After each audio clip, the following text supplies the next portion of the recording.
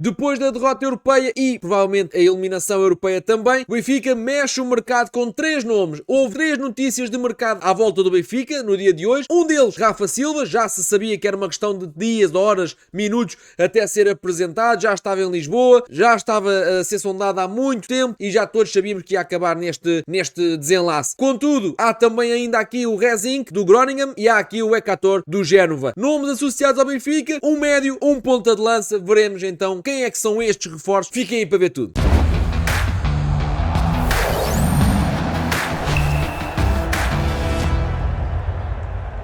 Então vamos tirar já aqui o elefante da sala, vamos falar de Rafa, não vale a pena falar de se o Benfica pagou X ou Y ou o que for. Eu vou ajeitando aqui para vocês também ver o que é que o Benfica comunicou acerca do Rafa hoje, colocou um vídeo, fez fotos com o presidente, colocou aqui o Rafa, colocou o vídeo da apresentação, etc, etc, etc. Portanto, aquilo que importa reter aqui no dia de hoje é que o Benfica apresentou o Rafa, que era uma contratação já há muito esperada, não havia aqui grande volta, não havia aqui grande surpresa que isto poderia levar. Parece-me sim que acontece que o Benfica está a contar que Rafa tenha um impacto imediato e eu acho que isso acabava por ser o melhor que podia acontecer ao Benfica neste momento, ou seja, é um jogador que volta ao Benfica depois de uma saída muito conturbada, já no Benfica, e apesar de resolver muitos jogos, era um jogador que não era unânime, não era consensual. Eu sei que é muito difícil sê-lo no Benfica, nós exigimos muito dos jogadores e por norma não perdoamos aqui quando eles são jogadores que acabam por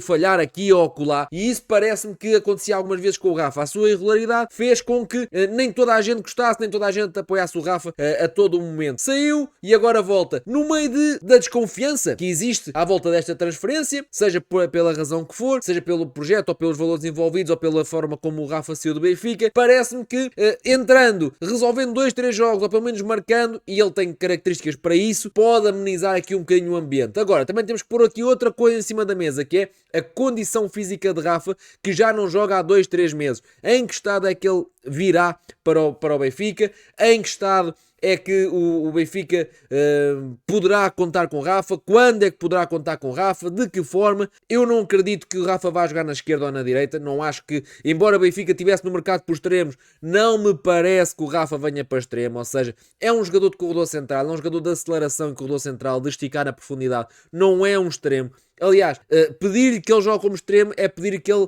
muitas das vezes dobre o lateral, é pedir que ele feche o corredor, e ele não é esse jogador, nem nunca vai ser. Não me parece que vai ser agora aos 32, quase 33 anos que o vai ser. Por isso tenho aqui alguma curiosidade para ver qual é que vai ser o encaixe na equipa e quem é que irá sair. Na minha opinião, parece-me que com o regresso de Rios a qualquer altura, ou com o regresso de Enzo Barrenetxea, vai sair o Barreiro para entrar o Rafa, que é o Barreiro que tem jogado naquele lugar. Nos últimos 2 jogos tem sido Sudakov e eu acho que ele vai passar novamente para uma espécie de interior esquerdo. Isto vai mexer aqui com a estrutura da equipa mais uma vez, mas a verdade é que não há muito a fazer, é o que é. O Benfica anda aqui à procura de uma solução há muito tempo, ainda não estabilizou a sua equipa. Esta última versão é aquela que tem dado um futebol mais bonito, tem dado aqui um futebol em que o Benfica tem mais bola e domina mais os seus adversários, mas também é aquela que em 2 jogos teve muita dificuldade em marcar, marcou 2 gols ao Rio Ave, um foi autogol, o outro acabou por ser ali uma bola parada. Portanto, vamos ver o que é que isto vai dar a José Mourinho. Eu acho que para todas as partes, seja para acalmar os adeptos, seja para a direção se livrar de mais uma pressão, seja para o Rafa, seja para o Mourinho, o melhor que podia acontecer era o Rafa entrar bem, entrar a marcar e mostrar que está em boa forma ainda para ajudar o clube. E antes de passarmos aqui ao comentário dos outros 2 nomes que são mais desconhecidos, já sabem que eu neste canal tento sempre trazer aqui uma análise com mais critério, com mais contexto, não tento, se vocês sabem a minha opinião sobre as coisas, mas não tento ser aqui extremista nem de um lado nem do outro, tento ver e comentar aquilo que eu acho e que é mais sensato em cada momento. Portanto, se acham que para vocês faz sentido este canal com vídeos todos os dias, façam o favor de subscrever, que é uma grande ajuda que me dão. Passando então aqui aos reforços, vamos começar então aqui pelo Jeff Ekator. É um jovem italiano, não tem aqui uma carreira grande ainda, é internacional jovem por Itália, está agora a dar os primeiros passos no Génova. Portanto, o Benfica não está a contratar aqui um jogador feito. E isto não está em questão, ninguém o conhece praticamente, ou seja, não vamos estar aqui com rodeios rodeios, não vou estar a dizer que é uma grande pérola, não vou estar a dizer que é um grande talento, até o pode ser, mas aquilo que eu vi dele, aquilo que me disseram dele, é que é essencialmente um avançado possante de área, um jogador que é sobretudo um finalizador. E esse perfil faz falta ao Benfica. Agora, também me parece que nos últimos mundiais e europeus de sub-17 o Benfica tinha lá o Anísio Cabral, que está também a dar cartas na formação do Benfica e que tem a mesma idade, mais coisa, menos coisa, tem 17 a fazer 18, este já tem os 18 feitos. O Crystal Palace também está atrás do Ekator. Diz-se em Itália que o Génova quer uma coisa entre 15 a 18 milhões por este jovem. Eu acho que é muito dinheiro para um jogador que ainda não tem sequer muitos minutos. Ele tem 400 minutos na equipa principal do Génova, para ter uma ideia, divididos por 17 jogos, ou seja, estamos a falar de um jogador que entra em minutos finais, na grande maior parte, ou seja, 17 jogos com 420 minutos mais ou menos, dá aqui uma média muito curta de utilização. Portanto, aquilo que me parece é que o Benfica tem que pensar o que é que quer, sobretudo para o seu projeto. Ou seja, o Benfica não pode estar aqui a investir 15, 18, 20 milhões num jovem de 18 anos, quando tem outro jovem de 18 anos que tem brilhado nas competições de seleções, tem brilhado na formação do Benfica, que é o Anísio Cabral. Ou seja, a ideia que me dá é que o Benfica, se visse o Anísio Cabral a jogar noutro lado qualquer, noutro país qualquer, se calhar dava 20 milhões pelo Anísio, e ele está na formação e o Benfica vai buscar um jovem de 20 milhões. Portanto,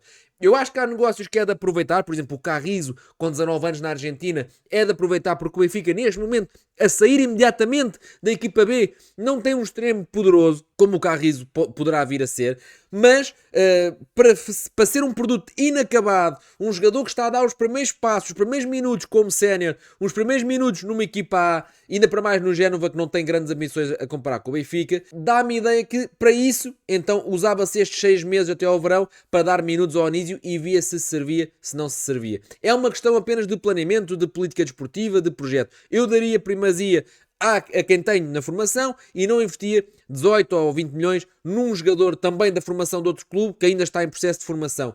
Mas isto sou eu também, não só a puxar a brasa à sardinha da formação do Benfica, como também a querer poupar dinheiro. Dirão, se tiver aí alguém que acompanha as camadas jovens de Itália ou as camadas jovens do Génova, que dirão que este é um fenómeno e que é um grande jogador que o Benfica tem que aproveitar já. Eu acredito, não vou estar aqui com rodeios, não o conheço. Inclusive, tentei gerar aqui alguns gráficos em alguns sites para ter aqui alguns dados sobre o Ekator e não encontro, porque os sites, como eu já vos expliquei aqui algumas vezes, os sites de análise trabalham com um mínimo de minutos. Alguns deles, o mínimo é 500, outros é 700, outros é 1000 minutos e como ele não tem mínimos para serem avaliados, então acaba por não dar aqui aqueles gráficos que nós gostamos de ver com os números todos da carreira ou do perfil de Ekator. Depois, aqui um jogador mais feito, ou seja, já com 22 anos, capitão do Groningen. Eu não sei se é assim que se diz em neerlandês, mas vou dizer assim, o Groningen.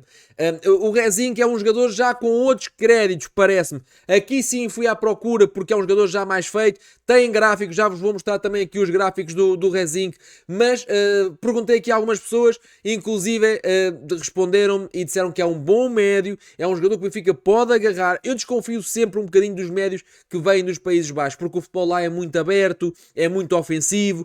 O futebol cá é muito fechado, é muito defensivo, ou seja, é o contrário. O Coxo foi o MVP e eu acho que o Coxo nesta equipa do Benfica jogava claramente, mas também reconheço os problemas de comportamento, etc. E o próprio jogador já disse que não se adaptou à vida em Portugal, nem ao clube, portanto não há aqui tema nenhum. Agora, o que eu vos queria dizer era que tenho essas dúvidas, ou seja, é um futebol totalmente diferente, mais ofensivo, mais positivo, mais espaço, mais ataque, e aqui é ao contrário, menos espaço, mais defensivo, mais autocarro, mais tático, e então eu tenho sempre alguma dúvida. Porém, o Coxo não rendeu tanto como se esperava, mas o Auschwitz tem sido muitas das vezes aqui o jogador que ninguém abdica. Ou muitas das vezes não, tem sido sempre esse jogador. Portanto, temos aqui um saldo entre o deve e o haver, se calhar até positivo, nos jogadores que vieram para o meio campo e que vieram da Holanda ou dos Países Baixos. O Rezink, pelo que me dizem, é um 6, mas é um 6, desengane-se quem estiver à espera, já fui ver algumas coisas dele, desengane-se quem estiver à espera que ele é um 6 tipo Tampão, tipo Feiza, tipo Ravi Garcia.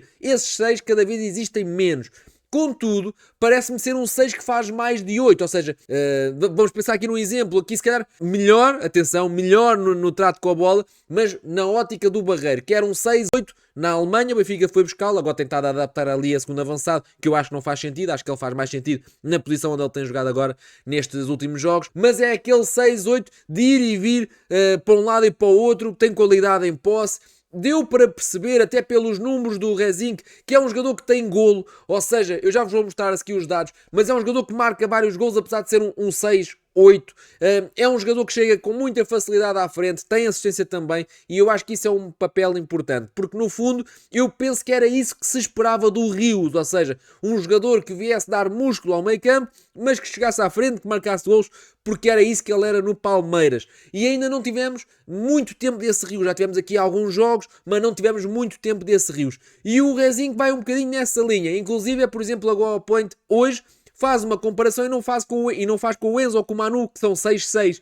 Faz comparação com o Rios. Porquê? Porque este 6 do Groningen é 6 mais de número do que posição. A meu ver, é um mais 8 do que um 6. Um jogador que tem facilidade em chegar a um lado e ao outro e fazer golos lá na frente, mas ao mesmo tempo também acrescenta aqui alguma combatividade. Não é um tampão, não é um super recuperador de bolas, não é um super jogador defensivo, mas acrescenta aqui alguma competitividade e alguma nuance tática que o Rios ainda não conseguiu acrescentar. Puxando aqui a ficha do 0-0, como podem ver, ou seja, o Rezinho, que é um jogador com 22 anos, vai fazer 23 no final de maio, ou seja, um jogador ainda muito jovem. Esta temporada já leva 4 golos e 5 assistências. Isto para um 6-8 são números muito, muito interessantes. Ou seja, esta chegada ao último terço, estamos a falar de um jogador que a sua tarefa é ser o músculo do meio campo, ou ser o pulmão do meio campo, ou ser o equilíbrio do meio campo, e tem 9 participações em golo. E isto acaba por ser aqui números muito interessantes,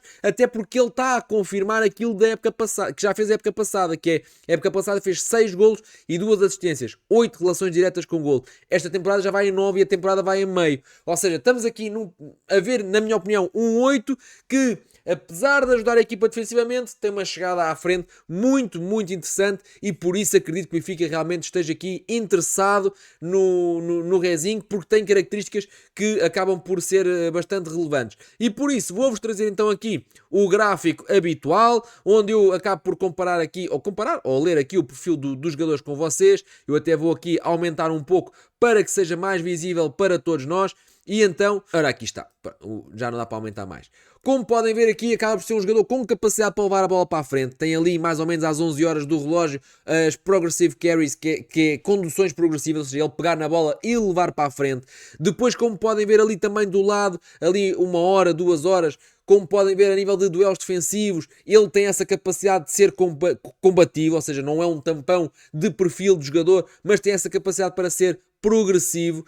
Também duelos aéreos, também, como podem ver, é o seu percentil mais alto, inclusive, ou seja, bolas aéreas. E estamos a falar de um jogador com cerca de 1,86m, ou seja, não é uma torre, mas tem muita capacidade no jogo aéreo. Depois, como podem ver, ali às 3 horas, os tackles, ou seja, os desarmes, não é propriamente aquilo onde ele é mais forte, apesar da combatividade. Interseções já faz mais. Depois também, passando aqui para as 7, 8 horas, como podem ver, é um jogador de fazer muitos passos e passos progressivos, ou seja, passos para a frente. Portanto, eu diria que o Benfica tem aqui um perfil interessante, um médio que pode acrescentar, pode ajudar então aqui o Benfica a equilibrar o seu meio campo, que eu também não descartava, ou seja, parece-me que o Benfica neste momento está remediado. Eu não acredito que o Mourinho vai manter esta equipa até ao final da temporada. Esta equipa que tem jogado estes últimos 2 jogos, parece-me que o Benfica vai voltar então a ter ali o Enzo e o Rios mal possa. E se formos depois a ver, falta ali alguém para render o Rios. Há ali o Barreiro, mas o Barreiro com bola acaba por ter ali alguma limitação, e o Manu é o suplente do Enzo. Portanto, eu diria que o Auschwitz vai contar para a direita para alternar com o Prestiani e com o Luque Bacchio. E está aqui, eu vou fazer aqui uma pausa, porque me parece que o projeto Benfica falta-lhe aqui qualquer coisa. Se o Rafa vier para o corredor central, o Barreiro, ou das duas uma, ou vai para o 8 para trocar com o Rios, ou então não sei o que é que vai ser feito do Barreiro, vai para o banco eventualmente, e é a opção durante as partidas. Na direita, Prestiani tentado a jogar, tentado a dar, não lhe correu bem o jogo ontem, mas também foi abanando ali o jogo conforme pôde, mas é daquelas coisas que vai ser suplente do Luque Bacchio. se o Oshness for para aquele corredor, não sei como é que vai ser a gestão entre o Oshness e o Lukebakio. Do lado contrário, acredito que seja para lá que vai o Sudakov, a não ser que o Sudakov vá para o banco para jogar o Oshness daquele lado e o Lukebakio deste lado. Portanto, falta ver muita coisa. Eu estou muito curioso para ver como é que José Mourinho vai lidar com tantas opções, tantas entre aspas, mas com várias opções, que umas têm vindo a ganhar protagonismo, as outras eram titulares e querem voltar a ser quando vierem de lesão. Digam-me aí nos comentários o que é que vocês acham disto tudo. Para já, Rezink, E14 são nomes apontados. Rafa está oficializado no Benfica. Já sabem que amanhã há novo vídeo. Subscrevam o canal e até breve.